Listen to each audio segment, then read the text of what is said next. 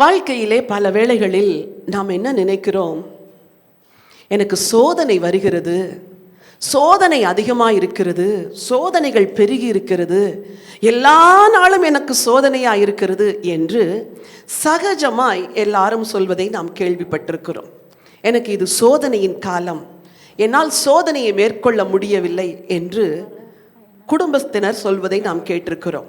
வாலிபர்கள் சொல்வார்கள், சோதனையா இருக்கிறது, என்னால் சோதனையை மேற்கொள்ள முடியவில்லை என்று இந்த சோதனை சோதனை சோதனை என்ற வார்த்தையை சகஜமாய் நாம் கேள்விப்பட்டிருக்கிறோம். சரி, எது சோதனை? சோதனை என்றால் என்ன? ஏன் சோதனை வருகிறது? சோதனையை எப்படி ஜெயிப்பது? இதை குறித்துத்தான் இன்றைக்கு உங்களோடு கூட நான் பேச விரும்புகிறேன். நம்முடைய தியானத்திற்கு ஆதாரமாக யாக்கோபு எழுதின பொதுவான நிருபம் 1 அதிகாரத்திற்கு உங்கள் வேதத்தை திருப்பிக் கொள்ளுங்கள். யாக்கோபு எழுதின பொதுவான நிருபம் 1 அதிகாரம் 2வது வசனத்திலிருந்து 5வது வசனம் வரைக்கும் வாசிக்கலாம். என் சகோதரரே, நீங்கள் பலவிதமான சோதனைகளில் அகப்படும் போது உங்கள் விசுவாசத்தின் பரீட்சையானது பொறுமையை உண்டாக்கும் என்று அறிந்து அதை மிகுந்த சந்தோஷமாக எண்ணுங்கள். நீங்கள் ஒன்றிலும் குறைவுள்ளவர்களாய் இராமல் பூரணராயும் நிறைவுள்ளவர்களாயும் இருக்கும்படி பொறுமையானது பூரண கிரியை செய்ய கடவது. உங்களில் ஒருவன் ஞானத்தில் குறைவுள்ளவனாய் இருந்தால் யாவருக்கும் சம்பூர்ணமாய் கொடுக்கிறவரும் ஒருவரையும் கடிந்து கொள்ளாதவரும் ஆகிய தேவனிடத்தில் கேட்க கடவன், அப்பொழுது அவனுக்கு கொடுக்கப்படும். இந்த வேத பகுதி ஒருவேளை படிப்பதற்கு கருகலான பகுதியை போல இருக்கலாம். அதை நான் இன்றைக்கு உங்களுக்கு விளக்கி சொல்ல விரும்புகின்றேன். சோதனை என்ற வார்த்தையில் இங்கே சொல்லப்பட்டிருக்கிறது, நீங்கள் பலவிதமான சோதனைகளுக்கு அகப்படும் போது. அப்படி என்றால் உலகத்திலே பலவிதமான சோதனைகள் இருக்கிறது. ஒவ்வொருவருக்கும் ஒவ்வொரு விதமான சோதனை இருக்கும், ஒருவருக்கே பலவிதமான சோதனை இருக்கும். இப்படி இந்த உலகத்தில் நாம் ஒவ்வொரு நாளும் சோதனையை சந்திக்கிறோம், சோதனையை சகிக்கிறோம், சில சோதனையை ஜெயிக்கிறோம், சிலர் சோதனையில் தோற்று போகிறோம். சோதனையை ஜெயிப்பது எப்படி என்பதை நீங்கள் அறிவதற்கு முன்பதாக சோதனை என்றால் என்ன என்று தெரிந்து கொள்ள வேண்டும். வேதம் ஆங்கிலத்தில் இதற்கு ட்ரையல்ஸ், டெம்டேஷன்ஸ் அண்ட் டெஸ்ட்ஸ் என்ற 3 பதங்களை பயன்படுத்துகிறது. அது 3 விதத்தில் வந்தாலும் தமிழிலே சோதனை என்ற ஒரு பதம் தான் பயன்படுத்தப்படுகிறது. Trials, temptations and tests. இந்த சோதனையிலே 2 விதமான சோதனை உண்டு. ஒன்று பிசாசு கொடுக்கின்ற சோதனை. பிசாசு ஒவ்வொரு மனிதனையும் தூண்டி, அவனுக்குள் இருக்கிற ஜென்ம சுபாவத்தை தூண்டி பாவம் செய்வதற்கு மனிதர்களை தள்ளி கொண்டு போவான். இது பிசாசு கொடுக்கிற சோதனை. நன்றாய் ஆண்டவரை சேவிக்கிற சில விசுவாசிகள் கூட விழுந்து பின்வாங்கி போய் ஆண்டவரை விட்டு தூரமாய் போனதற்கு நமக்கு பல சான்றுகள் உண்டு. ஏன், நீங்கள் கூட பல வேளைகளில் பிசாசின் சோதனையை பிசாசின் சோதனை என்று தெரியாமல் விழுந்து போனீர்களே பல நேரம். இது பிசாசு தருகின்ற சோதனை. மற்றொன்று ஆண்டவர் அளிக்கின்ற சோதனை. பிசாசு தருகின்ற சோதனை அழிவுக்கு நேராக, ஆண்டவர் அளிக்கின்ற சோதனையை சோதனை என்று சொல்லாதபடி அதை பரீட்சை என்று சொல்லலாம், அல்லது பயிற்சி என்று சொல்லலாம். நம்முடைய பிள்ளைகளை பள்ளிக்கு அனுப்புகிறோம். அந்த பிள்ளைகளுக்கு பாடங்களை ஆசிரியர்கள் கடினமாய் சொல்லிக் கொடுக்கிறார்கள். என்ன சொல்லிக் கொடுக்கிறார்கள்? எழுது என்று சொல்லுகிறார்கள். அந்த பிள்ளைக்கு அது பிடிப்பதே இல்லை, ஆனாலும் எழுத வைக்கிறார்கள். அதன் பிறகு ஒவ்வொரு வார்த்தையை படிக்க வைக்கிறார்கள், பலவந்தப்படுத்துகிறார்கள், எழுத வைக்கிறார்கள். 1 ஆண்டு முடிந்தவுடன் அந்த குழந்தையின் அந்த எழுத்து கற்றுக்கொண்ட திறமையை பரிசோதிப்பதற்காக பரீட்சை வைக்கிறார்கள். பரீட்சை முடிவு வரும் பொழுது பரீட்சை வைத்த ஆசிரியருக்கு மட்டுமல்ல, அந்த பிள்ளைக்கே தெரியும் தான் ஜெயித்திருக்கிறேனா தோற்றிருக்கிறேனா என்று. அப்படி என்றால் இந்த இடத்திலே இந்த பரீட்சை என்று சொல்லுகிறோமே, இந்த பரீட்சையை சோதனை என்றும் சொல்லலாம். ஆண்டவர் தன்னுடைய பிள்ளைகளுக்கு கொடுக்கிற அத்தனை சோதனையும் அவர்களை உருவாக்குவதற்கு ஏதுவாய், அவர்களை பலப்படுத்துவதற்கு ஏதுவாய், விசுவாசத்தில் அவர்களை ஸ்திரமுள்ளவர்களாய் மாற்றுகிறதுக்கு ஏதுவாகத்தான் ஆண்டவர் சோதனையை அளிக்கிறார். இதை சோதனை என்று சொல்லாதபடி ட்ரைனிங், பயிற்சி என்று சொன்னால் அது மிகையாகாது. நான் பின்னாக சில உதாரணங்களை உங்களுக்கு நான் சொல்ல விரும்புகிறேன். ஓசியா தீர்க்க தரிசன புத்தகம் 11ஆம் அதிகாரம் 3வது வசனமும் உபாகமம் 32:11வது வசனத்தையும் நான் வாசிக்க விரும்புகின்றேன். ஆண்டவர் செய்கிற சோதனைக்கு இந்த வசனங்கள் அடையாளமாக இருக்கிறது. வாசிக்கலாம். நான் எப்பிராயிமை கைப்பிடித்து நடக்க பழகினேன். நான் எப்பிராயிமை கைப்பிடித்து நடக்க பழகினேன். சரி, உபாகமம் 32:11. கழுகு தன் கூட்டை கலைத்து தன் குஞ்சுகளின் மேல் அசைவாடி தன் செட்டைகளை விரித்து அவைகளை எடுத்து அவைகளை தன் செட்டைகளின் மேல் சுமந்து கொண்டு போகிறது போல கர்த்தர் ஒருவரை அவனை வழி நடத்தினார். ஆண்டவர் எப்படி சோதிக்கிறார்? திரும்பவும் சொல்லுகிறேன், சோதிக்கிறார் என்றால் பிசாசு சோதிப்பது போல ஆண்டவர் சோதிப்பதில்லை. ஆண்டவர் எப்படி பயிற்றுவிக்கிறார், எப்படி பழக்குவிக்கிறார். வசனம் சொல்லுகிறது, எப்பிராயிமை கைப்பிடித்து நடக்க பழக்கினேன். அதன் பிறகு கழுகு தன் கூட்டை கலைத்து, கூட்டை கலைச்ச உடனே குஞ்சுகள் எல்லாம் கீழே விழுமாம். அப்பொழுது அந்த குஞ்சுகள், அப்பொழுதுதான் செட்டைகள் முளைத்திருக்கும், அது கத்திக்கொண்டே விழுமாம். என் தாய் எவ்வளவு பொல்லாதவள், நான் இவ்வளவு வசதியாய் கூட்டில் இருந்தேன், என்னை இப்பொழுது கலைத்து விட்டார்களே என்று கீழே விழுந்து கீழே மோதுகிறதுக்குள் அது எப்படியாவது முயற்சி செய்து தன் செட்டைகளை அடித்து பறக்க பழகுமாம். அது மோதிவிடும் என்று சொல்லுகிற நேரத்திலே கழுகு இறங்கி வந்து செட்டைகளில் குஞ்சுகளை தூக்கி கொண்டு மேலே வந்து விடுமா. என்ன ஒரு அன்புள்ள தாய்ப்பறவை பாருங்கள். தாய்ப்பறவை ஏன் கூட்டை கலைக்கிறது? கூட்டை கலைக்கலைன்னா இந்த குஞ்சு அங்கேயே ஒரு கம்ஃபர்டபுள் ஜோன்ல இருந்து அம்மா சாப்பாடு கொண்டு வருவா, நம்ம எல்லாம் சாப்பிடலாம், நம்ம சுயமா எதுவுமே செய்ய வேண்டாம் என்று வசதியாய் அமர்ந்து கொள்ளும். ஆதாமை ஏதேன் தோட்டத்திலே ஆதாமையும் ஏவாளை உருவாக்கின பின்பு, ஆதாமை முதலாவது உருவாக்கின பின்பு ஆதாமுக்கு ஆண்டவர் எல்லாம் சொல்லி கொடுத்திருப்பார். ஆதாம், இது இந்த பழத்தை நீ இப்படி சாப்பிட வேண்டும், இது என் கற்பனை, பைபிள் சொல்லவில்லை. ஆதாம், இரவு நேரம் ஆயிற்று, நீ போய் படுத்துக்கொள். காலையில் ஒருவேளை ஆதாம் அயர்ந்து தூங்கினவுடன் ஆண்டவர் வந்து எழுப்பியிருப்பார், ஆதாம் எழும்பு, இப்பொழுது உனக்கு ஒரு புதிய நாள் துவங்குகிறது. அவனுக்கு எதுவுமே தெரியாது. அந்த எதுவுமே தெரியாத ஆதாமுக்கு ஆண்டவர் தான் எல்லாம் சொல்லி கொடுத்திருப்பார். மனைவியை கொண்டு வந்து விட்டவுடன் இவள் தான் உன் மனைவி என்று சொல்லியிருப்பார். நீங்கள் இப்படி வாழ வேண்டும், இந்த தோட்டத்தில் உங்கள் குடும்பம் இப்படி இருக்க வேண்டும் என்று எல்லாவற்றையும் ஆண்டவர் சொல்லி கொடுத்திருப்பார். அந்த பயிற்சி, அப்படித்தான் உங்களையும் ஆண்டவர் பயிற்றுவிக்கிறார். சரி, பைபிள்ல இந்த வசனம் 5 வார்த்தைகளை சொல்லுகிறது. அதை நான் உங்களுக்கு திரும்ப வாசிக்க விரும்புகிறேன். 2வது வசனம், நீங்கள் பலவிதமான சோதனைகளில். முதலாவது வார்த்தை பலவித சோதனை. 2வது உங்கள் விசுவாசத்தின் பரீட்சை. இந்த சோதனையிலே ஆண்டவர் பரீட்சையும் வைக்கிறார். சரி, அந்த பரீட்சையின் முடிவு என்ன? உங்களுக்கு பொறுமையை உண்டாக்கும்.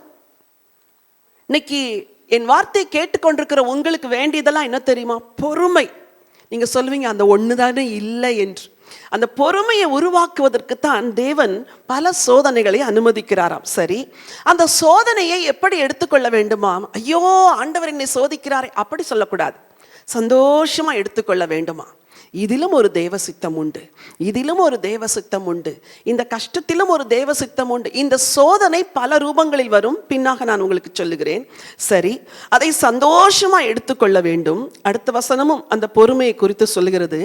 5வது வசனம் சொல்லுகிறது, இந்த சோதனையின் வழியாய் நீங்கள் போகிறீர்களே, போகும்போது தேவனிடத்தில் ஞானத்தை கேட்க வேண்டும். என்ன ஞானத்தை? ஆண்டவரே, இந்த சோதனையின் வழியாய் நான் போகிறேன், ஆண்டவரே இந்த சோதனை எனக்கு பரீட்சையா இருக்கிறது, பொறுமையை கற்றுக் கொடுக்க இதை அனுமதித்திருக்கிறீர், சந்தோஷமாய் ஏற்றுக்கொள்ள வேண்டும், ஆனால் எனக்கு இதற்கு ஞானத்தை தாரும். இந்த சோதனையை நான் எப்படி ஜெயிக்க வேண்டும்? இதிலே உம்முடைய சித்தம் என்ன? இதிலே உம்முடைய நோக்கம் என்ன? இதுதான் நம்முடைய ஜெபமாய் இருக்க வேண்டும். ஆண்டவர் அழிவுக்கு ஏதுவாய் எந்த சோதனையும் உங்களுடைய வாழ்க்கையில் அனுமதிக்க மாட்டார். உங்களை பயிற்றுவித்து, உங்களை பரீட்சித்து அடுத்த நிலைக்கு கொண்டு செல்வதற்கு தான் ஆண்டவர் சோதனையை அனுமதிக்கிறார். சரி, நான் ஒரு சில வேதத்தில் உள்ள விசுவாச வீரர்களை உங்களுக்கு சுட்டி காட்டி, அவர்களுக்கு என்னவெல்லாம் சோதனை வந்தது, எப்படியெல்லாம் ஜெயித்தார்கள், அவர்களுக்கு எப்படியெல்லாம் ஆண்டவர் பயிற்சி கொடுத்தார், எப்படியெல்லாம் அந்த பயிற்சியில் தேறினார்கள் என்று நான் உங்களுக்கு கற்றுத்தரப்போகிறேன்.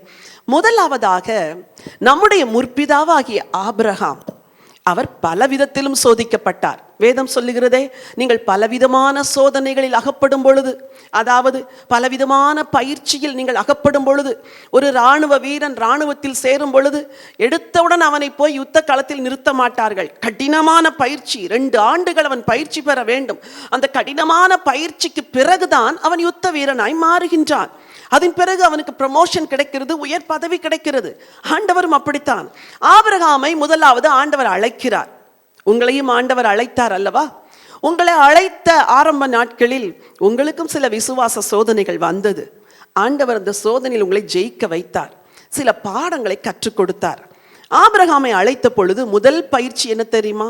ஆபிரகாமே, உன் சொந்த ஜனம், உன் சொந்த இனம் எல்லாவற்றையும் விட்டு நீ வர வேண்டும். ஆபிரகாம் கேட்டிருப்பார், ஐயோ ஆண்டவரே, இது எப்படி நடக்கும்?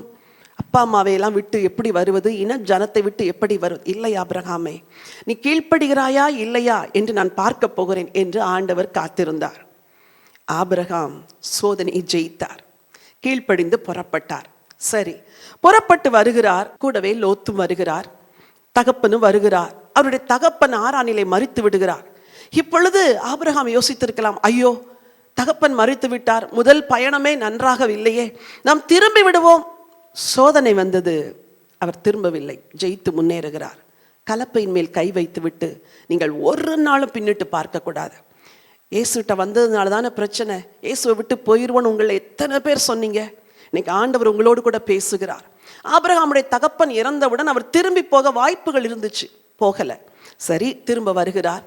கர்த்தர் அவரை ஆசீர்வதிக்கிறார். இப்பொழுது லோத்து கூடவே இருக்கிறார். ஒரு சின்ன பிரச்சனை வருகிறது, ஒரு பயிற்சி, அது ஒரு சோதனை. லோத்தின் வேலைக்காரருக்கும் ஆபிரகாமின் வேலைக்காரருக்கும் பிரச்சனை வருகிறது. அப்பொழுது மனம் சொல்லுகிறது, ஆபிரகாமே, உன்னைத்தானே ஆண்டவர் அழைத்தார், இந்த லோத்து அவன் உன்னோடு கூட வந்தவன் தானே, அவனுக்கு ஏன் முதலிடம் கொடுக்க வேண்டும்? நீ முதலாவது நல்ல இடத்தை எடுத்துக்கொள். சோதனை. ஆனால் ஆபிரகாம் தேவனை விசுவாசிக்கிறவர். அவருக்கு தெரியும், என்னை ஆசீர்வதிக்கிறவர் ஆண்டவர். நானாக எடுத்தால் அது வேறு, என் ஆண்டவராய் கொடுக்கிறது எனக்கு வரட்டும். இதுதான் விசுவாச பயிற்சி, விசுவாச சோதனை. நாம இருந்தால் என்ன சொல்லியிருப்போம்? லோத்தே, கொஞ்சம் பொறு, நான் முதலாவது எல்லாவற்றையும் எடுத்துக்கொள்கிறேன், நான் தான் ஆண்டவரால் அழைக்கப்பட்டவன், நான் உனக்கு இந்த கீழ்ப்புறத்தில் உள்ள இந்த சின்ன நிலத்தை தருகிறேன், எடுத்துக்கொண்டு போ என்று சொல்லியிருக்க கூடும். விசுவாச வீரன். கர்த்தர் பயிற்றுவிக்கிறார், கர்த்தர் சோதித்து பொன்னாக மாற்றுகிறார். சொல்லுகிறார், நீ எடுத்துக்கொள். வளமாயிருந்த இடத்தை பார்த்து லோத்து போய்விட்டார். லோத்துக்கு அது ஜெயமாயிருந்தது, ஆனால் லோத்துக்கு அது ஜெயம் கிடையாது, ஆபிரகாமுக்கு தான் ஜெயம். சரி, இப்பொழுது இன்னொரு சோதனை வருகிறது. எகிப்துக்கு பஞ்ச காலத்திலே போயிருக்க கூடாது, போனார். அங்கே சில பிரச்சனைகள். சரி, இப்பொழுது வாக்குத்தத்தம் நிறைவேற வேண்டும், காலங்கள் ஓடுகிறது.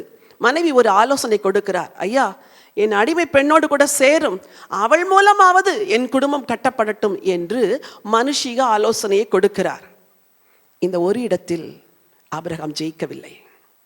ஆபிரகாம் சொல்லியிருக்க வேண்டும், சாராள் யோபுவை போல சொல்லியிருக்க வேண்டும், நீ பைத்தியக்காரியை போல பேசுகிறாய், கர்த்தர் வாக்கு பண்ணியிருப்பார் என்றால் எப்பொழுது வேண்டுமானால் நமக்கு தருவார். இந்த ஆகார் மூலமாய் சந்ததி வராது, உன் மூலமாய் தான் சந்ததி வரும் என்று ஆண்டவர் சொல்லி இருக்கிறார் என்று சொல்லி ஆபிரகாம் ஜெயித்திருக்க வேண்டும். ஆபிரகாமால் அந்த இடத்தில் ஜெயிக்க முடியவில்லை. நீங்கள் கூட உங்கள் விசுவாச சோதனையில் சில இடத்தில் தோற்று போய் விட்டீர்கள். நீங்கள் அந்த இடத்துல நின்றிருக்க வேண்டும், அந்த இடத்துல கர்த்தருக்காய் நின்றிருக்க வேண்டும், வைராக்கியமாய் நின்றிருக்க வேண்டும். இல்லை, நான் இதற்கு இணங்கவே மாட்டேன், ஆண்டவர் பட்சம் நிற்பேன், நடந்தால் நடக்கட்டும், நடக்கவில்லை என்றால் பரவாயில்லை, நான் இயேசுவுக்காக நிற்பேன் என்று நீங்கள் சொல்லி நின்றிருக்க வேண்டும்.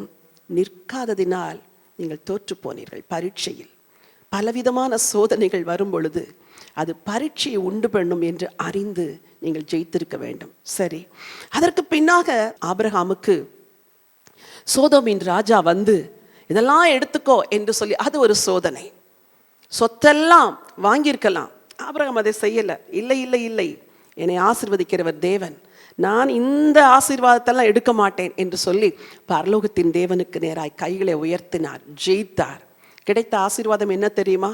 அங்கே மெல்கிசேதேக்கு வந்து அப்பமும் திராட்சரசமும் கொண்டு வந்தவரை ஆசீர்வதித்து, வானத்துக்கும் பூமிக்கும் உன்னதமான தேவனுடைய ஆசீர்வாதம் ஆபிரகாமுக்கு உண்டாவதாக என்று ஆசீர்வதித்து போனார். நீங்கள் சில காரியங்களை இழந்து விட்டோம் என்று நினைக்கிறீர்களா? நீங்கள் இழக்கவில்லை. தேவன் இன்னும் மேலான ஒன்றை உங்களுக்காக வைத்துக் கொண்டிருக்கிறார். சோதனையில் நீங்கள் ஜெயித்திருக்கிறீர்கள். உங்களுக்கு பரிசை கொடுப்பதற்கு ஆண்டவர் உண்மையுள்ளவராயிருக்கிறார். கடைசியாக ஆபிரகாமுக்கு ஒரு பெரிய சோதனை. ஆண்டவர் அழைக்கிறார், ஆபிரகாமே, உன் குமாரனாகிய ஈசாக்கை பலியிடு என்று சொல்லுகிறார். இது மகா பெரிய சோதனை. யாருமே இந்த சோதனையில் ஜெயித்திருக்கவே முடியாது. ஆபிரகாமுக்கு இது ஒரு விசுவாச சோதனை, விசுவாச பரீட்சை. கழுகு கூட்டை கலைத்தது போல, குஞ்சுகள் கீழே விழும்பொழுது கழுகு பார்த்து கொண்டே இருப்பது போல, தன் சொந்த பிள்ளையின் மேலேயே விறகுகளை ஏற்றி வைத்து நெருப்பையும் எடுத்துக்கொண்டு பிள்ளையும் அழைத்து கொண்டு போகிறார். இருதயம் எவ்வளவு துடித்திருக்கும். வேண்டாம் வேண்டாம், பிள்ளையை நான் இழக்க மாட்டேன். அப்படி சொல்லவில்லை. விசுவாச பரீட்சை, சோதனை. ஆண்டவர் பரீட்சிக்கிறார். அடுத்த நிலைமைக்கு உன்னை கொண்டு போக வேண்டும் ஆபிரகாமே. உன்னை விசுவாசிகளின் தகப்பன் என்ற ஒரு பட்டத்துக்கு நான் கொண்டு வர வேண்டும். இந்த சோதனையை நீ ஜெயிக்கும் பொழுது உனக்கு அந்த பட்டம் கிடைக்கும் என்று ஆண்டவர் மனதிலே நிர்ணயம் பண்ணி ஆபிரகாமை அழைக்கிறார். நடக்கிறார்கள். 2 பேரும் மலையிலே ஏறுகிறார்கள். பிள்ளையை பலியிட கத்தியை ஓங்கும் பொழுது ஜெயித்து விட்டார் ஆபிரகாம். ஆண்டவர் சொன்னார், பிள்ளை மேல் கையை போடாதே. என்ன ஒரு அற்புத தேவன் பாருங்கள். அந்த க்ஷண பொழுது வரைக்கு ஆபிரகாம் சோதனையிலே போராட்டம், மனதிலே கலக்கம், மனதிலே சோர்வு எல்லாவற்றையும் தாங்கிக் கொண்டு சோதனையை ஜெயித்ததினால் கிடைத்த பலன் என்ன தெரியுமா? விசுவாசிகளுக்கு தகப்பனாய் மாறினார். இன்றைக்கு கர்த்தருக்காய் காத்திருக்கிற எல்லா பிள்ளைகளும் யாரை நோக்கி பார்க்கிறோம்? அந்த விசுவாசிகளுக்கு தகப்பனாகிய ஆபிரகாமை. இந்த விசுவாசிகளுக்கு தகப்பனாகிய ஆபிரகாம் என்ற பட்டத்திற்கு வருவதற்கு பலவிதமான சோதனைகளை அவர் ஜெயித்தார். ஒரு சில இடங்களில் தோற்று போனாலும் இறுதியில் முற்றிலுமாய் ஜெயித்து இன்றைக்கு உங்களுக்கும் எனக்கும் சாட்சியாய் நிற்கிறார். வசனம் சொல்கிறது, என் சகோதரரே, நீங்கள் பலவிதமான சோதனைகளில் அகப்படும் போது உங்கள் விசுவாசத்தின் பரீட்சையானது பொறுமையை உண்டாக்கும் என்று அறிந்து. ஆபிரகாமுக்கு எதை உண்டாக்கினார் தெரியுமா? விசுவாச சோதனையிலே ஆண்டவர் ஒவ்வொருவருக்குள்ளும் பொறுமையை உண்டாக்க விரும்புகிறார். யாராவது 25 வருஷம் காத்திருக்க முடியுமா? பொறுமை. ஆபிரகாமுக்குள்ளும் பொறுமை, சாராளுக்குள்ளும் பொறுமை. ஒரு இடத்தில் தவறினார்கள், ஆனால் மீண்டும் காத்திருந்தார்கள், மீண்டும் பொறுமையாயிருந்தார்கள், பெற்றுக்கொண்டார்கள். சோதிக்கப்படுகிறீர்களா? உங்களுக்குள் நீண்ட பொறுமையை உண்டாக்குவதற்கு ஆண்டவர் உங்களை சோதிக்கிறார். இதே அதிகாரத்தில் 12வது வசனத்தை நான் வாசிக்க விரும்புகிறேன். யாக்கோபு 1 அதிகாரம் 12. சோதனையை சகிக்கிற மனுஷன் பாக்கியவான், அவன் உத்தமன் என்று விளங்கின பின்பு கர்த்தர் தம்மிடத்தில் அன்பு கூறுகிறவர்களுக்கு வாக்குத்தத்தம் பண்ணின ஜீவ கிரீடத்தை பெறுவான். அவன் உத்தமன் என்று விளங்கின பின்பு எதுவரைக்கும் சோதிக்கிறார்? உத்தமன் என்று விளங்கும் வரைக்கும். பிள்ளைகளுக்கு பரீட்சை வைக்கிறார்கள். காலாண்டு தேர்வு, அரையாண்டு தேர்வு, அதன் பிறகு திரும்ப பல தேர்வுகள் வைக்கிறார்கள். ஏன்?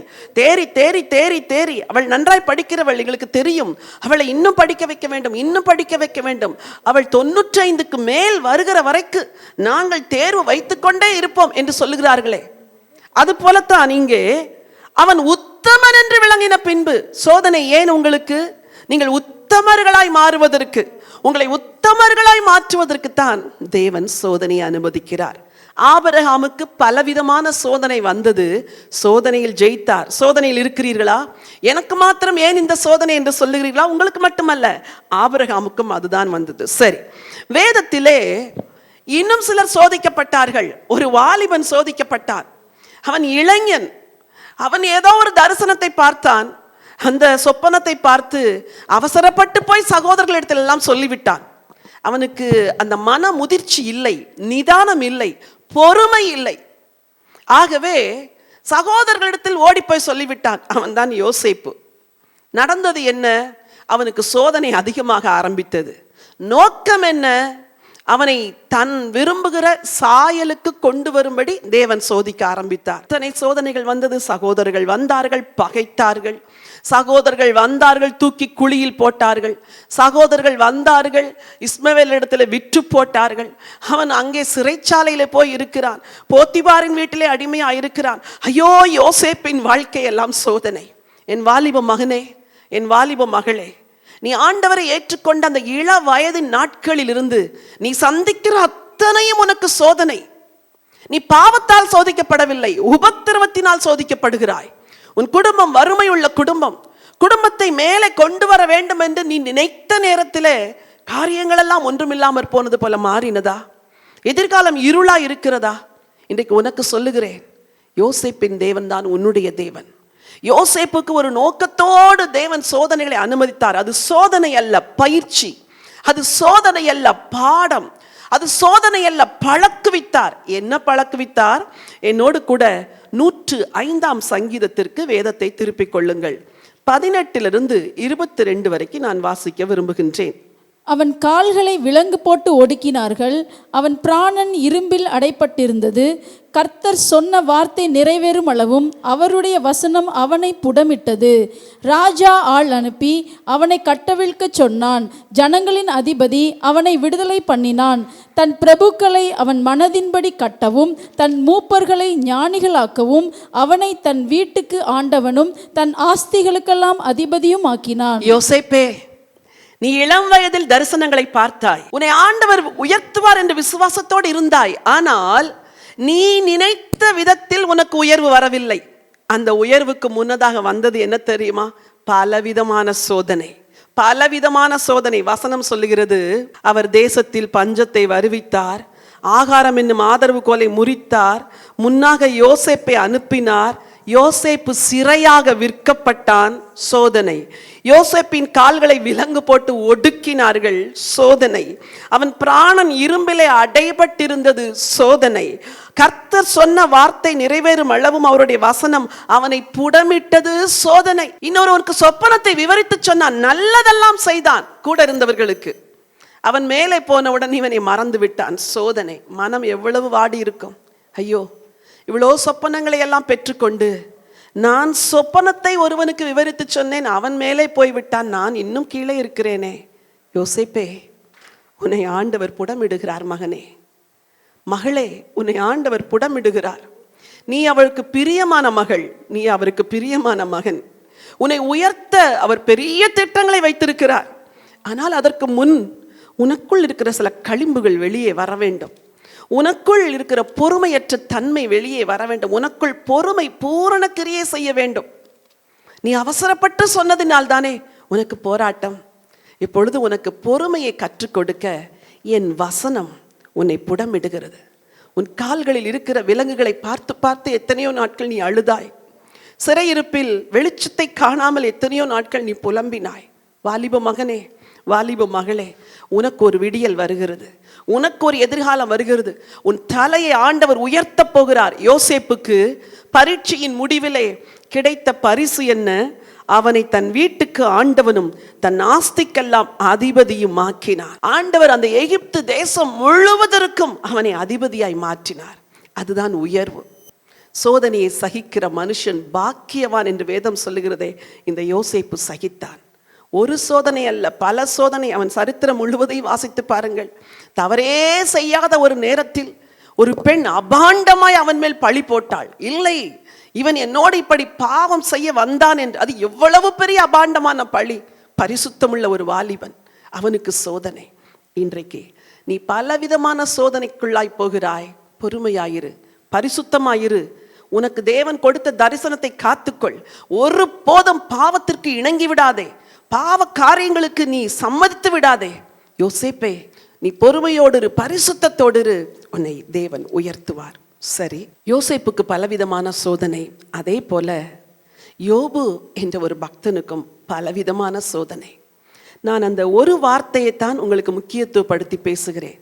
நீங்கள் பலவிதமான சோதனைகளில் அகப்படும் பொழுது, எல்லா வசனத்தையும் நான் வாசிக்க விரும்பவில்லை. யோபுவுக்கு என்ன சோதனை? ஒரு வசனத்தை வாசிக்க விரும்புகின்றேன். யோபுவின் புத்தகத்திற்கு வேதத்தை திருப்பிக் கொள்ளுங்கள். 1ஆம் அதிகாரம் 15வது வசனத்தை வாசியுங்கள். சபையர் அவைகள் மேல் விழுந்து அவைகளை சாய்த்து கொண்டு போனார்கள். வேலையாட்கள் பட்டை கருக்கினால் வெட்டி போட்டார்கள். நான் ஒருவன் மாத்திரம் தப்பி அதை உமக்கு அறிவிக்கும்படி வந்தேன் என்றான். இந்த முதல் அதிகாரத்திலே நீங்கள் வீட்டில் இருக்கும் பொழுது இந்த வசனங்களை வாசித்து பாருங்கள். ஒவ்வொரு துர்ச்செய்தியாய் வருகிறது. ஆடுகள் செத்துப்போனது, மாடுகள் செத்துப்போனது, கழுதைகள் செத்துப்போனது, கோவேறு கழுதைகள் செத்துப்போனது, ஒட்டகங்கள் செத்துப்போனது, எல்லாம் செத்துப்போனது. கடைசியில் பிள்ளைகளும் செத்து போனார்கள். ஒரு சோதனை அல்ல யோபுவுக்கு வந்தது, பல சோதனை. யோபு, நீ எப்படி இந்த சோதனையை சகித்தாய் என்று யார் யோபுவை பார்த்து கேட்டிருந்தாலும் அவர் எப்படி சகித்தார் என்பதை பின்வரும் அதிகாரங்களிலே நீங்கள் வாசிக்க முடியும். ஐயோ புலம்பல், ஐயோ அழுகை, ஐயோ கண்ணீர். என் வார்த்தையை கேட்டுக்கொண்டிருக்கிற உங்களில் பலர் யோபுவை போல பிரச்சனைகளில் வழியாய் போகிறீர்கள். பல ஸ்திரீகள் அழுது புலம்பி, ஐயோ என் துக்கம் பெரிய துக்கம், நான் வெளியே சொல்ல முடியவில்லை, நான் உள்ளேயும் வைத்து அடக்க முடியவில்லை, வெளியேயும் சொல்ல முடியவில்லை, யாரிடத்திலும் பகிர்ந்து கொள்ள முடியவில்லை, என் துக்கம் பெரிதா இருக்கிறது. சரி, மனைவி ஆதரவா இருந்தாளா? அவளும் ஆதரவா இல்லை. தேவனை தூஷித்து ஜீவனை விடும் என்று சொன்னார்.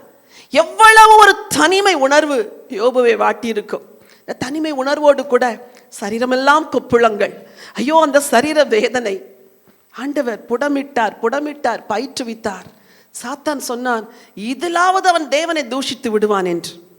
ஆண்டவர் அனுமதி கொடுத்தார். இந்த இடத்தில் யோபுவின் சரித்திரம் சற்று வித்தியாசமானது. அதை பல கோணங்களில் பார்க்கக்கூடியது. ஆனால் விசுவாசம் என்ற ஒரே ஒரு கோணத்தில் நான் பார்க்க விரும்புகிறேன். பரீட்சை என்ற ஒரே ஒரு கோணத்தில் பார்க்க விரும்புகிறேன். இவ்வளவு சோதனைகள் நடுவிலும் வசனம் சொல்லுகிறது, 1ஆம் அதிகாரம் 22வது வசனம், இவைகள் எல்லாவற்றிலும் யோபு பாவம் செய்யவும் இல்லை, தேவனை பற்றி குறை சொல்லவும் இல்லை. இவைகள் எல்லாவற்றிலும் யோபு பாவம் செய்யவில்லை, தேவனை பற்றி குறை சொல்லவும் இல்லை. எதையெல்லாம் இழந்தாரோ ஆண்டவர் யோபுவுக்கு திருப்பி கொடுத்தார். 1 மடங்கல்ல 2 திருப்பி கொடுத்தார்.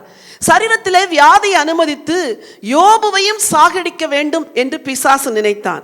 ஆனால் வசனத்தை வாசிக்க விரும்புகிறேன். 42ஆம் அதிகாரம் 16வது வசனத்தை வாசிக்கலாம். இதற்கு பின்பு யோபு 140 வருஷம் உயிரோடு இருந்து 4 தலைமுறையாக தன் பிள்ளைகளையும் தன் பிள்ளைகளுடைய பிள்ளைகளையும் கண்டான். யோபு நெடுநாளாயிருந்து பூரண வயதுள்ளவனாய் மரித்தான். பிசாசு நினைத்தான், இந்த வியாதியை கொடுத்து விட்டால் யோபுவின் உயிரை எடுத்து விடலாம் என்று. ஆனால் ஆண்டவர் அந்த பரீட்சையிலே ஜெயிக்க வைத்தார். யோபு நெடுநாளாய் பூரண வயதுள்ளவனாயிருந்து பிள்ளைகளின் பிள்ளைகளை 4 தலைமுறையை காணும்படி ஆண்டவர் அனுக்கிரகம் செய்தார். இன்றைக்கு சோதிக்கப்படுகிற எல்லாரும் யாரை பார்த்து ஆறுதல் அடைகிறோம்? யாக்கோபு தன்னுடைய நிருபத்தில் எழுதும் பொழுது ஒரு வசனத்தை எழுதுவார். அதை வாசிக்க விரும்புகின்றேன். 5ஆம் அதிகாரம் 11வது வசனத்தை வாசியுங்கள். இதோ பொறுமையாய் இருக்கிறவர்களை பாக்கியவான்கள் என்கிறோமே, யோபின் பொறுமையை குறித்து கேள்விப்பட்டிருக்கிறீர்கள், கர்த்தருடைய செயலின் முடிவையும் கண்டிருக்கிறீர்கள். கர்த்தர் மிகுந்த உருக்கமும் இரக்கமும் உள்ளவராய் இருக்கிறாரே. நன்றாய் கவனியுங்கள். யோபுவுக்கு எதை கற்றுக் கொடுத்தார்? பொறுமை. பாடுகள் உபத்திரவங்களின் வழியாய் நீங்கள் போகும் பொழுது கற்றுக்கொள்ள வேண்டிய மிகப்பெரிய ஒரு பாடம் பொறுமை. பொறுமை. ஆபிரகாம் பொறுமையாயிருந்து வாக்குத்தத்தம் பண்ணப்பட்டதை பெற்றார்.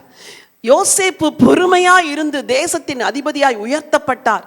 யோபு பொறுமையாயிருந்து சகித்து எல்லாவற்றையும் 2 பெற்றுக்கொண்டார். நீண்ட நாள் உயிரோடு இருந்தார். பவுல் பல இடங்களில் எழுதுவார், எனக்கு அநேக உபத்திரவங்கள், அநேக பிரச்சனைகள், ஆனால் இவை எல்லாவற்றையும் நான் ஒரு பொருட்டாக நினைக்கவில்லை, நான் சந்தோஷமா எண்ணுகிறேன். யாக்கோபு அப்படித்தான் எழுதுகிறார், பொறுமையா இருங்கள், சந்தோஷமா எண்ணுங்கள். பவுல் எப்படி சந்தோஷமா எண்ணினார்? அப்போஸ்தலர் நடபடிகள் 20ஆம் அதிகாரம் 23, கட்டுகளும் உபத்திரவங்களும் எனக்கு வைத்திருக்கிறதென்று பரிசுத்த ஆவியானவர் பட்டணந்தோறும் தெரிவிக்கிறதை மாத்திரம் அறிந்திருக்கிறேன். ஆண்டவர் வச்சிருக்கிறது எல்லாமே கட்டுகள் தான், உபத்திரவங்கள் தான். வேண்டாம் ஆண்டவரே ஊழியம், நான் போயிடுறேன் அப்படி சொன்னீங்களா? ஆண்டவர்கிட்ட போதும் போதும் ஆண்டவரே இந்த நிந்தை, வேண்டாம் ஆண்டவரே ஊழியம் அப்படி சொன்னீங்களா? எல்லாம் தெரிந்துதான் ஊழியத்தின் அந்த நுகத்தை தோள்களில் ஏற்றுக்கொண்டார். எனக்கு கட்டுகள் உபத்திரவங்கள் தான் இருக்குது. கிறிஸ்தவ வாழ்க்கை பாடுகள் இல்லாத வாழ்க்கை. இயேசுவுக்குள் வந்துவிட்டால் எல்லாம் இன்பமாய் மாறிவிடும், ஆசீர்வாதம் கரை புரண்டு ஓடும் என்று பிரசங்கிக்கிறவர்கள் உண்டு, உண்மைதான். ஆனால் அதே தேவன் தான் இங்கு பவுலின் வாழ்க்கையிலே, பவுலே உனக்கு கட்டுகள் உபத்திரவம் தான் பட்டணந்தோறும் இருக்குதுன்னு சொல்லுகிறாரே, இது என்ன? பவுலை உருவாக்கினாரா? ஆம், உருவாக்கினார். உனக்கு கட்டுகளும் உபத்திரவங்கள் தான் இருக்குதுன்னு தெரிஞ்ச பிறகு கூட அவர் சொல்லுகிறார், அடுத்த வசனம், ஒன்றை குறித்தும் கவலைப்படேன், என் பிராணனையும் நான் அருமையாக எண்ணேன், என் ஓட்டத்தை சந்தோஷத்தோட முடிக்கவும். என் ஓட்டத்தை எப்படி முடிக்கணும்? சந்தோஷமாய். சோதனையில் வெளியாய் போகிறீர்களா? சோதனையை சந்தோஷமா எண்ணுங்கள். ஏன் தெரியுமா? உங்கள் சோதனையின் மூலம் உங்களுடைய சுபாவம் உருவாக்கப்படுகிறது, உங்களுக்குள் பொறுமை உருவாக்கப்படுகிறது, இயேசுவின் சாயல் உருவாக்கப்படுகிறது. பவுல் எழுதுகிறார், எதை குறிச்சு அருமையா எண்ணேன், என் ஓட்டத்தை சந்தோஷத்தோட முடிக்கவும் தேவனுடைய கிருபையின் சுவிசேஷத்தை பிரசங்கம் பண்ணும்படிக்கு நான் கர்த்தராகிய இயேசுவின் இடத்தில் பெற்ற ஊழியத்தை நிறைவேற்றவுமே விரும்புகிறேன். அன்பான தேவ ஊழியர்களே, ஊழியம் செய்கிற சகோதரிகளே, இந்த நெருக்கத்தின் காலத்தில் போதும் ஆண்டவரே, நான் போதுமான அளவு சோதிக்கப்பட்டு விட்டேன், உம்மை பின்பற்றி வந்தேன், நான் எல்லாவற்றையும் இழந்து போனேன், இனிமேல் எனக்கு ஊழியம் வேண்டாம் என்று நிறுத்தினீர்களா? இன்றைக்கு பவுலின் வாழ்க்கை உங்களுக்கு சாட்சியா இருக்கட்டும். நான் கர்த்தராகிய இயேசுவினிடத்தில் பெற்ற ஊழியத்தை நிறைவேற்றவுமே விரும்புகிறேன். இதுதான் ஒரு தேவ பிள்ளையின் நோக்கமாய் இருக்க வேண்டும். சோதனைகள் வழியாய் போகும் பொழுது பவுல் பட்ட சோதனைகள் எல்லாம் இந்த அப்போஸ்தலர் நடபடிகள் முழுவதும் வாசித்து பாருங்கள். கல்லெறியுண்டார் அவர் எத்தனை பாடுகளை அடைந்தார். இரவிலும் பகலிலும் பட்டினியா இருந்தேன், பசியா இருந்தேன், எத்தனையோ உபத்திரவங்களை கடந்து வந்தேன் என்று தன்னுடைய பாடுகளை எழுதிவிட்டு, இவை எல்லாவற்றிலேயும் நான் என்னில் அன்பு கூறுகிறவராலே முற்றும் ஜெயம் கொள்ளுகிறவராய் இருக்கிறேன் என்று சொன்னார். எதனால்? என்னை பயிற்றுவிக்கிறவர், என்னை பழக்குவிக்கிறவர், சோதனைகளின் வழி என்னை உருவாக்கி அவருடைய குமாரனுடைய சாயலுக்கு ஒப்பாக்குகிறவர் இதை அனுமதித்திருக்கிறார்.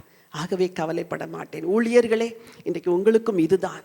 தைரியம் கொள்ளுங்கள், விசுவாசத்தோடு இருங்கள், ஊழியத்தை தொடர்ந்து செய்யுங்கள். கர்த்தராகிய இயேசு கிறிஸ்துவினிடத்தில் நீங்கள் பெற்ற ஊழியத்தை நிறைவேற்றுங்கள். சோதனையில் சோர்ந்து போகாதீர்கள். கடைசியாக தாவீது என்ற ஒரு மனுஷனை குறித்து நாம் வேதத்திலே வாசிக்கிறோம். தாவீதை குறித்து சொல்ல வேண்டும் என்றால் சொல்லுவதற்கு ஏராளமான விஷயங்கள் இருக்கிறது. அவன் இள வயதிலிருந்தே யோசேப்பை போல உபத்திரவப்பட்டவன், சகோதரரால் புறக்கணிக்கப்பட்டவன், தன்னுடைய மாமனால் ஒவ்வொரு நாளும் வேட்டையாடப்பட்ட ஒரு அனுபவத்திற்குள் கடந்து சென்றவன், நேசித்த மனைவியை இழந்து பல காலம் தனிமையில் வாடியனவன், வனாந்தரத்திலே அலைந்து திரிந்தவன், ராஜாவாய் அபிஷேகம் பண்ணப்பட்டு இருந்த போது கூட தன் குமாரனாகிய அப்சலோமுக்கு பயந்து அரண்மனையை விட்டு வெறுங்காலோடு நடந்து போனவன்.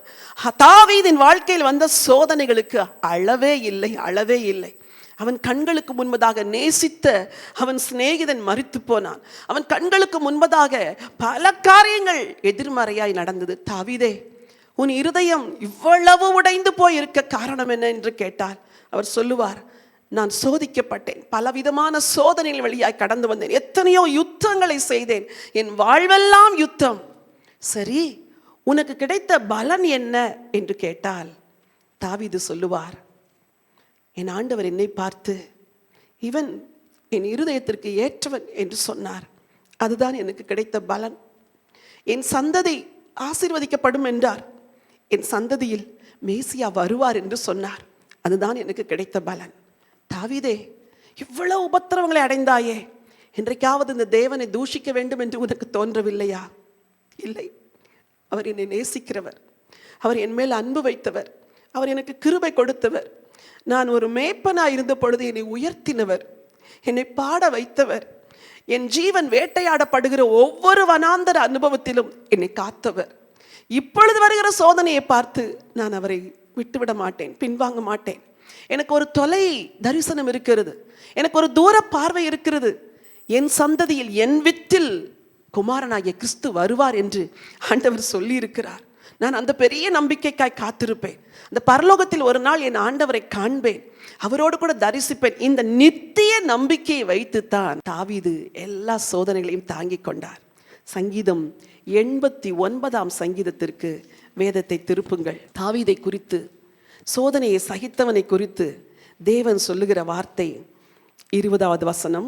என் தாசனாகிய தாவீதை கண்டுபிடித்தேன், என் பரிசுத்த ஸ்தலத்தினால் அவனை அபிஷேகம் பண்ணினேன், என் பரிசுத்த தைலத்தினால் அவனை அபிஷேகம் பண்ணினேன். 27 நான் அவனை எனக்கு முதற் பேரானவனும் பூமியின் ராஜாக்களை பார்க்கிலும் மகா உயர்ந்தவனும் ஆக்குவேன். அடுத்த வசனம். என் கிருபையை என்றென்றைக்கும் அவனுக்காக காப்பேன், என் உடன்படிக்கை அவனுக்காக உறுதிப்படுத்தப்படும். அடுத்த வசனம். அவன் சந்ததி என்றென்றைக்கும் நிலைத்திருக்கவும் அவன் ராஜாசனம் வானங்களுள்ள மட்டும் நிலைநிற்கவும் செய்வேன். இது என்ன அருமையான வார்த்தை! இந்த சந்ததி என்ற வார்த்தை யாரை குறிக்கிறது தெரியுமா? கிறிஸ்து இயேசுவை குறிக்கிறது. தாவீதுக்கு தெரியும், என் சந்ததியில் கிறிஸ்து வரப்போகிறார், எனக்கு எத்தனை தலைமுறை தள்ளி இந்த கிறிஸ்து என்னுடைய சந்ததியில் வருவார் என்ற விசுவாசம் இருந்தபடினால் எல்லா சோதனைகளையும் சகித்தார். நீங்கள் சோதனை ஏன் சகிக்க வேண்டும் தெரியுமா? ஒரு நாள் அந்த ராஜா வரப்போகிறார், ஒரு நாள் அந்த கிறிஸ்து வரப்போகிறார், அவரோடு கூட நீங்கள் ஆளப்போகிறீர்கள், அவரோடு கூட நீங்கள் வாழப்போகிறீர்கள். ஆகவே நீங்கள் சோதனையை சகிக்க வேண்டும். இந்த ட்ரைனிங். இந்த ட்ரையலை நீங்கள், இந்த சோதனையை சகிக்கும் பொழுது கிடைக்கிற பலன் என்ன என்று அதே யாக்கோபு எழுதியிருக்கிறார். 12வது வசனத்தை வாசிக்கலாம். யாக்கோபு முதல் அதிகாரம் 12. சோதனையை சகிக்கிற மனுஷன் பாக்கியவான், அவன் உத்தமன் என்று விளங்கின பின்பு கர்த்தர் தம்மிடத்தில் அன்பு கூறுகிறவர்களுக்கு வாக்குத்தத்தம் பண்ணின ஜீவ கிரீடத்தை பெறுவான். வாக்குத்தத்தம் பண்ணின ஜீவ கிரீடத்தை பெறுவான். இந்த ஜீவ கிரீடத்திற்கு விளக்கம் எனக்கு சொல்ல தெரியவில்லை, அது பரலோகத்தில் போனால் தான் தெரியும். ஆனால் ஒன்று, அந்த இட்டர்னல் லைஃப், நித்திய வாழ்வை கொடுப்பேன். அந்த நித்திய வாழ்வு என்பது ஒரு பேக்கேஜ் மாதிரி.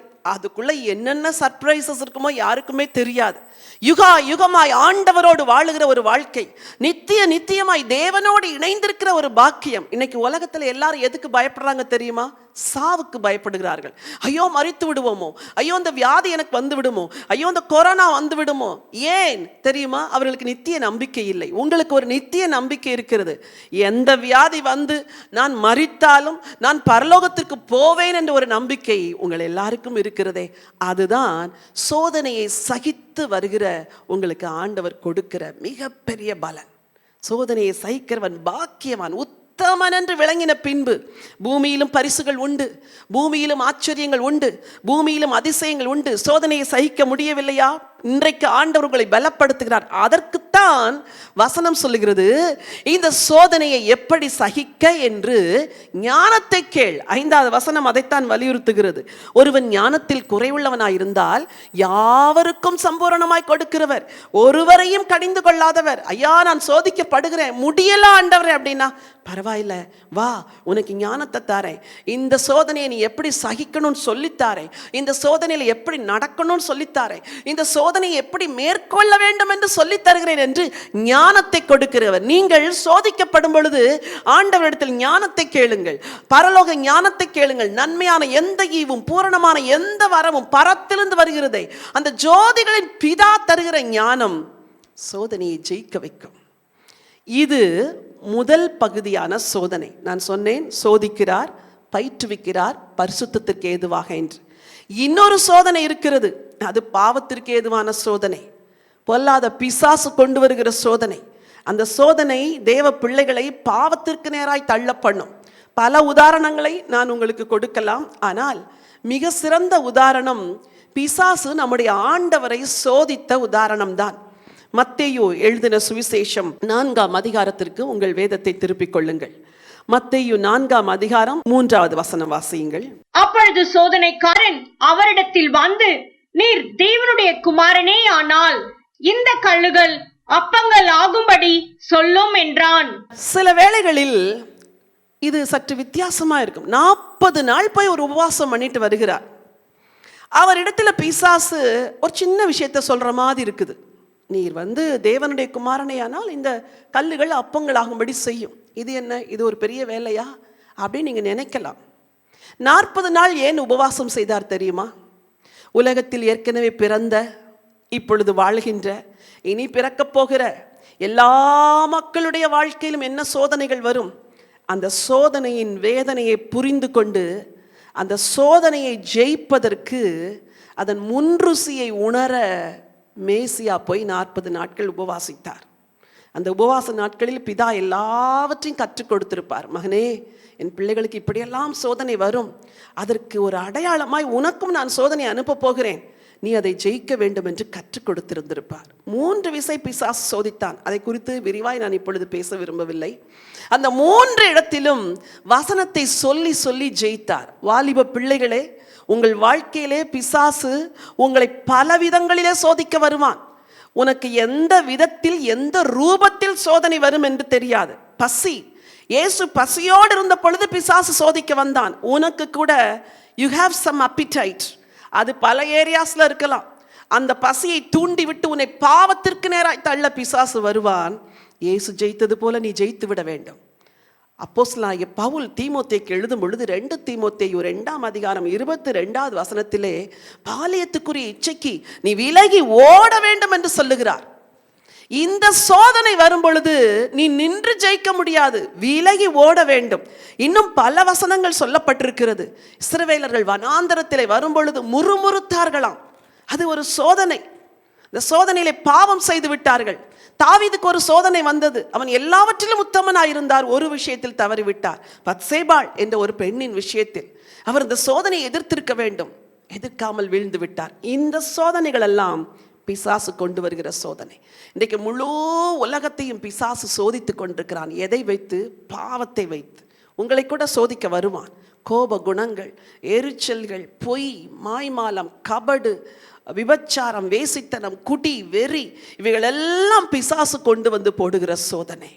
என் சகோதரரே, நீங்கள் பலவீனமான சோதனைகளின் வழியே நீங்கள் நடக்கும் பொழுது நீங்கள் அது பரீட்சையை உண்டாக்கும் என்று எண்ணி சந்தோஷமாய் அதை ஏற்றுக்கொள்ளுங்கள். இந்த சோதனையை ஜெயிக்கத்தக்க ஞானத்தை ஆண்டவரிடத்தில் கேளுங்கள். இந்த 2 சோதனையிலும் நீங்கள் ஜெயிக்க வேண்டும். ஒன்று தேவன் தருகிற பயிற்சி என்ற சோதனை, மற்றொன்று பிசாசு தருகிற சோதனை. இன்னொரு வசனத்தை வாசிக்க விரும்புகிறேன். மத்தேயு 6ஆம் அதிகாரம் 13ஆம் வசனத்தை வாசியுங்கள். எங்களை சோதனைக்குட்பட பண்ணாமல் தீமையினின்று எங்களை ரட்சித்துக் கொள்ளும் ராஜ்யமும் வல்லமையும் மகிமையும் என்றென்றைக்கும் உம்முடையவைகளே, ஆமேன் என்பதே. வல்லமையும் என்ன ஜெபிக்க சொல்லி கொடுத்தார் ஆண்டவர்? சோதனைக்கு உட்பட பண்ணாமல் தீமை நின்று ரட்சித்துக் கொள்ள. பாவத்துக்கு ஏதுவான சோதனைக்கு நீங்கள் எப்படி தப்ப வேண்டும் என்று சொல்லுகிறேன். ஒன்று, நீங்கள் ஆண்டவரிடத்தில் முதலாவதாகவே ஜெபிக்க வேண்டும். ஒவ்வொரு நாளும் ஜெபிக்க வேண்டும். ஐயா, எனக்கு இப்படி ஒரு பலவீனம் இருக்கிறது, நான் சோதனைக்கு உட்பட்டு விடக்கூடாது, தயவு செய்து தீமையிலிருந்து என்னை காத்துக்கொள்ளும். நீங்கள் ஜெபிக்க வேண்டும். 2வது, சங்கீதம் 95:8 வசனத்தை வாசியுங்கள். பாவ சோதனையிலிருந்து தப்புவதற்கு நீங்கள் என்ன செய்ய வேண்டும் என்று நான் சொல்லிக் கொண்டிருக்கிறேன். இன்று அவருடைய சத்தத்தை கேட்பீர்களாகில் வனாந்திரத்தில் கோபம் மூட்டின போதும் சோதனை நாளிலும் நடந்தது போல உங்கள் இருதயத்தை கடினப்படுத்தாதேங்கள். 2வது, இந்த பாவ சோதனை உங்களுக்கு வரும் பொழுது ஆண்டவர் பேசுவார். மகனே, குடிப்பது தவறு என்று சொல்லுவார். மகனே, உனக்கு அந்த உறவு தவறு என்று சொல்லுவார். மகளே, உன் தாய் தகப்பனுக்கு இதை மறைப்பது தவறு என்று பேசுவார். ஆண்டவர் வசனத்தின் மூலமாய் பேசுவார், ஊழியர்கள் மூலமாய் பேசுவார், பெற்றோர்கள் மூலமாய் பேசுவார், சில வேளைகளில் சிறு குழந்தைகள் மூலமாய் கூட பேசுவார். ஆண்டவருடைய சத்தம் உங்களுக்கு கேட்கும் நீங்கள் தவறு செய்கிற காலத்தில். இஸ்ரவேலரை போல உங்கள் இருதயத்தை கடினப்படுத்தக்கூடாது. ஒரு முறை கடினப்படுத்தி 2வது முறை கீழ்ப்படியாமல் 3வது முறை கீழ்ப்படியாமல் போனால் 4வது முறை இருதயம் இழகவே இழகாது, இருதயம் கடினமாகிவிடும். பாவ சோதனைக்கு தப்ப சோதனைக்கு உட்படாதபடி எங்களை காத்துக்கொள்ளும் என்று ஜெபிக்க வேண்டும் என்று சொன்னேன். பாவ சோதனைக்கு தப்ப வசனத்தை படிக்கும் பொழுதே கர்த்தர் பேசுவார் என்றால் ஒப்பு கொடுத்து விட்டு பாவத்தை விட்டுவிட வேண்டும். சரி, 3வது, லூக்கா எழுதின சுவிசேஷம் 8ஆம் அதிகாரம் 13ஆம் வசனம் வாசியுங்கள். கற்பாறையின் மேல் விதைக்கப்பட்டவர்கள் கேட்கும்போது சந்தோஷத்துடனே வசனத்தை ஏற்றுக்கொள்கிறார்கள். ஆயினும் தங்களுக்குள்ளே வேர் கொள்ளாதபடியினாலே கொஞ்ச காலம் மாத்திரம் விசுவாசித்து சோதனை காலத்தில் பின்வாங்கி போகிறார்கள். வசனத்தை ஏற்றுக்கொண்டவர்கள் கொஞ்ச காலம் மட்டும்தான் விசுவாசிக்கிறாங்களா? ரீசன் என்ன? கீழே வேர் பற்றல. உங்க ஸ்பிரிச்சுவல் லைஃபுக்கு நீங்க ரொம்ப முக்கியத்துவம் கொடுக்கணும். உங்கள் ஸ்பிரிச்சுவல் லைஃப் ஆழமாக இருக்கணும். சிலருக்கு ரொம்ப சூப்பர்ஃபிஷியல் லைஃப் தான். அப்படி காற்றடிச்சா விழுந்துடும். அப்படி ஒரு சின்ன பிரச்சனை வந்தால் சர்ச்சுக்கு வர மாட்டாங்க. ஒரு சின்ன சோதனை வந்தால் ஜெபிக்க மாட்டாங்க. ஒரு சின்ன போராட்டம் வந்தால் பைபிள் வாசிக்க மாட்டாங்க. ஐக்கியத்தை விட்டுருவாங்க. நீங்கள் அப்படி இருக்கக்கூடாது. ஆழமாய் வேரூன்ற வேண்டும். கேட்கணும் ஆண்டவர்கிட்ட, ஐயா, நான் ஆழமாய் வேரூன்ற வேண்டும். என்ன பிரச்சனை வந்தால் நான் பின்வாங்கிடக்கூடாது ஆண்டவரே. சோதனை காலத்தில் பின்வாங்காதபடி ஆழமாய் வளர வேண்டும். இந்த ஆழமான வளர்ச்சிக்கு ஐக்கியம் மிக அவசியம். உங்களுக்கு ஒரு ஐக்கியம் இல்லாமல் நீங்கள் ஆழமாய் வளர முடியாது. ஒரு சபையின் ஐக்கியம் வேண்டும், ஒரு ஊழிய ஐக்கியம் வேண்டும், ஒரு ஜெப ஐக்கியம் வேண்டும். ஐக்கியம் இருந்தால் பாவ சோதனைக்கு நீங்கள் தப்புவிக்கப்பட முடியும். 4வதாக 1 கொரிந்தியர் 10ஆம் அதிகாரம் 13வது வசனத்தை வாசியுங்கள். மனுஷருக்கு நேரிடுகிற சோதனையே அல்லாமல் வேறே சோதனை உங்களுக்கு நேரிடவில்லை. நன்றாய் கவனியுங்கள். உங்களுக்கு யூனிக்கா ஒரு டெம்டேஷன் வராது. உலகத்தில் எல்லாருக்கும் வந்ததுதான். அன்றைக்கு தாவீதுக்கு வந்த சோதனை இன்றைக்கு பல ஆண்களுக்கு வரலாம், பல பெண்களுக்கு வரலாம். தாவீது இணங்கி விட்டார், நீங்கள் இணங்கக்கூடாது. அவரும் ஒரு மனுஷன், நீங்களும் ஒரு மனுஷி. மனுஷருக்கு நேரிடுகிற சோதனை தான் உனக்கு வருது. 1000 வருஷத்துக்கு முன்னாடி பரிசுத்தவான்களுக்கு என்ன சோதனை வந்ததோ அதே தான் உங்களுக்கும். ஆனால் இங்கே வசனம் சொல்லுகிறது, எல்லா சோதனையிலிருந்து ஒரு தப்பிக்கொள்ளும்படியான போக்கை ஆண்டவர் வைத்திருப்பாராம். பெரிய பெரிய கான்ஃபரன்ஸ் ஹால் எல்லாம் கட்டும் பொழுது அதில் ஒரு ஃபயர் வந்தால் தப்பி ஓடுறதுக்கு ஒரு எக்ஸிட் வச்சுருப்பாங்க. அப்படி ஒரு எக்ஸிட் வைக்காத அந்த பில்டிங்கை கட்ட மாட்டாங்க. உங்கள் வாழ்க்கையில் கூட சோதனை வரும்பொழுது அதிலிருந்து எஸ்கேப் ஆகிறதுக்கு ஆண்டவர் ஒரு வழியை வச்சுருப்பார். அந்த வழியை பார்த்த பிறகு கூட சோதனை நல்லா இருக்குது, இன்பமாக இருக்குதுன்னு அதிலே உட்கார்ந்துட்டு இருந்தீங்கன்னா யூ கேனாட் எஸ்கேப். பிசாசு இழுத்துருவான். வசனம் சொல்லுது, மனுஷனுக்கு நேரிட சோதனை தான் உனக்கு வருது. ஆண்டவர் திராணிக்கு மிஞ்சிலாம் சோதிக்க விட மாட்டார். தப்புறதுக்கு ஒரு வழி வச்சிருப்பார். தப்பிச்சு ஓடிரு. இதுதான் வசனம். தப்பி ஓடிவிடு. சோதனைக்கு தப்பி ஓடிவிடு. கோபமாக ஒரு இடத்துக்கு போனால் கோபம் வரும்னு நினச்சா அந்த இடத்துக்கு போகாமல் உங்களை அவாய்ட் பண்ணுங்க. எந்தெந்த இடத்துல பாவம் செய்கிற சூழ்நிலை வருதோ அந்த சூழ்நிலையை அவாய்ட் பண்ணுங்க. தப்பி ஓடிருங்க. வேடனுடைய கண்ணிக்கு தப்புகிறது போல உன்னை தப்புவித்துக்கொள் என்று நீதிமொழிகளில் வாசிக்கிறோமே. தப்புவித்துக்கொள் மகளே, தப்புவித்துக்கொள் மகனே, சிக்கிவிடாதே. கடைசியாக மத்தேயு 4ஆம் அதிகாரம் 4வது வசனம். அவர் பிரதியுத்தரமாக, மனுஷன் அப்பத்தினாலே மாத்திரமல்ல தேவனுடைய வாயிலிருந்து புறப்படுகிற ஒவ்வொரு வார்த்தையினாலும் பிழைப்பான். கடைசியா பாவ சோதனையை ரெசிஸ்ட் பண்ணுங்க. ரெசிஸ்ட் தி டெவில். பிசாசுக்கு எதிர்த்து நில்லுங்கள். எதை வச்சு? ஆண்டவருடைய வசனத்தை வச்சு. எதை வைத்து? இயேசுவுடைய ரத்தத்தில் இருக்கிற வல்லமையை வச்சு. வாயை திறந்து சொல்லணும், பிசாசே நீ என்னை மேற்கொள்ள முடியாது. சொல்லி பாருங்க, பிசாசு உங்க பக்கத்தில் வரமாட்டான். பொல்லாத பிசாசை, நான் தேவனுடைய பிள்ளை, நான் ஆண்டவரால் ரட்சிக்கப்பட்டவள், அபிஷேகம் பட்டவள், நீ என்ன மேற்கொள்ள முடியாது, நான் உன்னை கால்களின் கீழாய் நசுக்குவேன் என்று நீங்க சொல்லி பாருங்க. உங்க வாயின் வார்த்தைகளில் இருக்கிற வல்லமை இருக்கிறதே, அது மிகுந்த வல்லமையோடு கூட புறப்பட்டு பாவ சோதனைக்கு உங்களை விலக்கி காத்துவிடும். சோதனைக்கு உட்படாதபடி எங்களை தீமை நின்று ரட்சியும் என்று ஜெபம் பண்ணுங்கள். உங்கள் இருதயத்தை வசனத்திற்கு கடினப்படுத்தாதிருங்கள். நீங்கள் வசனத்தில் ஆழமாய் வேர்கொண்டு ஐக்கியத்திலே நிலைத்திருங்கள். தப்பிக்கொள்ளும்படியான போக்கை ஆண்டவர் உண்டு பண்ணும் பொழுது தப்பி ஓடிவிடுங்கள். எல்லாவற்றுக்கும் மேலாய் பிசாசு அதிகமாய் சோதிக்கும் பொழுது நீங்கள் வசனத்தினால் அவனை எதிர்க்கும் பொழுது பாவ சோதனையை ஜெயிப்பீர்கள். தேவன் அனுமதிக்கிற அந்த சோதனையிலும் நீங்கள் புடமிடப்பட்டு சுத்த பொன்னாக மாறுவீர்கள். உட்கார்ந்து புடமிடுவார். தன் சாயல் தெரியும்படி உங்களை பொன்னாய் மாற்றுவார். நீங்கள் ஜெயிப்பீர்கள்.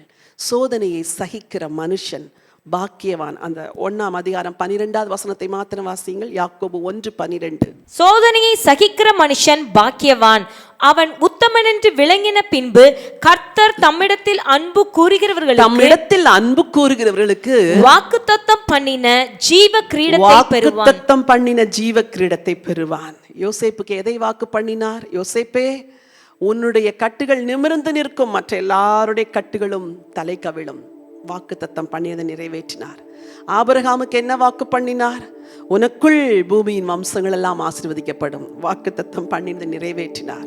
யோபுவுக்கு என்ன வாக்குத்தத்தம் பண்ணினார்? ஆண்டவர் சொல்லி இருக்கிறார், நான் சகலவற்றையும் செய்ய வல்லவர், செய்ய நினைத்தது தடைப்படாது என்றது போலவே ஒரு ஆசீர்வாதம் தடைப்படாத ரெட்டிப்பாய் ஆசீர்வதித்தார். தாவீதுக்கு என்ன வாக்கு பண்ணினார்? உன் சந்ததியை என்றென்றைக்கும் சிங்காசனத்திலே அமர வைப்பேன். வாக்குத்தத்தம் பண்ணினதை நிறைவேற்றினார். உங்களுக்கும் நிறைவேற்றுவார். சோதனையை சகிக்கக்கூடிய பலனை கேளுங்கள், ஞானத்தை கேளுங்கள். சோதனை காலத்திலே கர்த்தர் உங்களை கிருபையாய் காப்பார். ஹல்லேலூயா. இருக்கிற இடங்களில் கண்களை மூடி தலைகளை தாழ்த்தி ஆண்டவரை நோக்கி பார்க்கலாமா? ஹல்லேலூயா. இந்த 2 விதமான சோதனைகளும் உங்களுக்கு அன்றாட வாழ்விலே வரும். தேவன் உங்களை பயிற்றுவிக்கிற சோதனை, அது பரீட்சைக்கு நேராய் கொண்டு வந்து உங்களை உத்தமர்களாய் மாற்றும். பிசாசு கொண்டு வருகிற சோதனை உங்களை அழிப்பதற்கு ஏதுவாய் வரும். அதை ஜெயிக்கும் பொழுது கர்த்தர் உங்களை இன்னும் மேலாக உயர்த்துவார். சோதனையை சகிக்கிற நீங்கள் பாக்கியவான்கள். ஜீவ கிரீடத்தை பெற்றுக் கொள்வீர்கள். ஹல்லேலூயா. வாயை திறந்து ஆண்டவருக்கு நன்றி சொல்லலாமா? தேவனே, உம்மை ஸ்தோத்திரிக்கிறப்பா. எத்தனையோ சோதனையில நீங்கள் விழுந்து போயிருக்கலாம். எத்தனையோ சோதனையில நிற்க முடியாமல் பலன் இல்லாமல் தடுமாறி விழுந்திருக்கலாம். இன்றைக்கு உங்களுக்கு உதவிக்கரம் கொடுக்க ஒரு தேவன் வந்திருக்கிறார். அவர் தாமே சோதிக்கப்பட்டு பாடுபட்டதினால் சோதிக்கப்படுகிறவர்களுக்கு உதவி செய்ய வல்லவராய் இருக்கிறார் என்று வேதம் சொல்லுகிறதே. அவரும் உங்களைப் போல சோதிக்கப்பட்டார், அவரும் பிசாசினால் சோதிக்கப்பட்டார், அவரும் சிலுவையிலே பாடுபட்டார். தேவ சித்தத்தின்படி உனக்கு உதவி செய்ய வல்லவராய் இருக்கிறார். மகளே, இருக்கிற இடங்களில் வலது கரத்தை ஆண்டவருக்கு நேராய் உயர்த்து கொள்ளுங்கள். சொல்லுங்க, நான் பலவீனமுள்ள பாத்திரம் ஆண்டவரே, நான் பலவீனம் உள்ளவன் ஆண்டவரே. சோதனையை சகிப்பதற்கும் தாங்குவதற்கும் எனக்கு பலன் தாங்க ஆண்டவரே. பலருக்கு குடும்பத்துக்குள் சோதனை, பலருக்கு சிந்தையிலே சோதனை, பலருக்கு சரீரத்திலே பாடுகள் என்ன சோதனை, பலருக்கு சமுதாயத்தில் போராட்டம், பிரச்சனைகள், ஊழிய பாதையில் சோதனை. எதுவாயிருந்தாலும் உனக்கு உதவி செய்ய ஒரு இயேசு இருக்கிறார், உனக்கு உதவி செய்ய ஒரு ஆண்டவர் இருக்கிறார். அவர் சோதிக்கப்பட்டார், அவர் பாடுபட்டார், அவர் அவமதிக்கப்பட்டார், அவர் நிந்திக்கப்பட்டார், அவர் சிலுவையை சுமந்தார். உன் பாரங்களையும் சுமந்து கொள்ளுவார். ஹல்லேலூயா, ஹல்லேலூயா,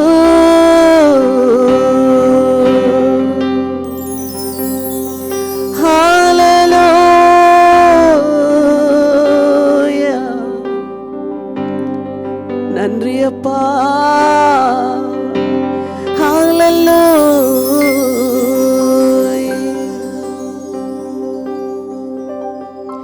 மார்போடு அணைப்பாரே, மனக்கவலை தீர்ப்பாரே. மார்போடு அணைப்பாரே, மனக்கவலை தீர்ப்பாரே. ஒரு தேற்றுவது போல் உன்னை தேற்றுவார். ஒரு தாய் தேற்றுவது போல் உன்னை தேற்றுவார். ஒரு போதும் கைவிடார், ஒரு நாளும் விலகிடார். ஒரு போதும் கைவிடார், ஒரு நாளும் விலகிடார். ஒரு தாய் தேற்றுவது போல் உன்னை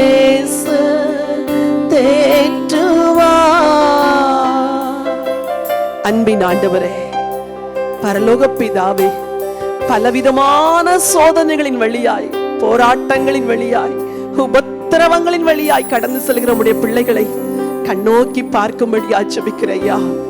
இந்த சோதனை, உபத்திரவம் பொறுமையை உண்டாக்கும் என்று அறிந்திருக்கிறோமே ஆண்டவரே. அது பரீட்சைக்கு நேராய் நடத்தும் என்று அறிந்திருக்கிறோமே. அது பலனை கொடுக்கும் என்று நாங்கள் அறிந்திருக்கிறோமே. இதை சந்தோஷமா எண்ண உம்முடைய பிள்ளைகளுக்கு கிருபை தாங்கப்பா. உத்தமர்கள் என்று விளங்கின பின்பு ஜீவ கிரீடத்தை தருவேன் என்று சொல்லியிருக்கிறீரே. பலன் உண்டே ஆண்டவரே. யோசேப்புக்கு பலன் இருந்ததே, ஆபிரகாமுக்கு பலன் இருந்ததே, தாவீதுக்கு பலன் இருந்ததே, யோபுவுக்கு பலன் இருந்ததே. அப்பா, உம்முடைய பிள்ளைகளுக்கும் பலன் உண்டு ஆண்டவரே. தைரியம் கொள்ள உதவி செய்யுங்க. பாவ சோதனையில உம்முடைய பிள்ளைகள் விழுந்து விடாதபடிக்கு கிருபையாய் அவர்களை நடத்துவீராக. என் வாலிப பிள்ளைகளுக்காய் ஜெபிக்கிறேன். இந்த உலகத்தின் அருவருப்புகள், அசுத்தங்கள், பாவங்கள் அவர்களை சோதிக்க வரும் பொழுது ஆண்டவரே விலகி ஓட உதவி செய்யுங்கப்பா. யோசேப்பை போல விலகி ஓட உதவி செய்யுங்கப்பா. பாவத்தை ஜெயித்து தேவ சித்தத்தை நிறைவேற்ற உதவி செய்யுங்க. என் வார்த்தையை கேட்ட ஒவ்வொருவரையும் ஆசீர்வதிங்க. அவர்களுடைய வாழ்க்கையில ஜெயமாய் வாழ கர்த்தர் உதவி செய்யுங்கப்பா. சோதனையை ஜெயிக்க உதவி செய்யுங்க, சோதனையை மேற்கொள்ள உதவி செய்யுங்க. நீங்க உலகத்தை ஜெயித்தீங்க, உங்க பிள்ளைகளும் ஜெயிப்பாங்க, நாங்களும் ஜெயிப்போம்ப்பா. தாழ்த்தி உடைய கரத்தில் ஒப்பு கொடுக்கிறோம்.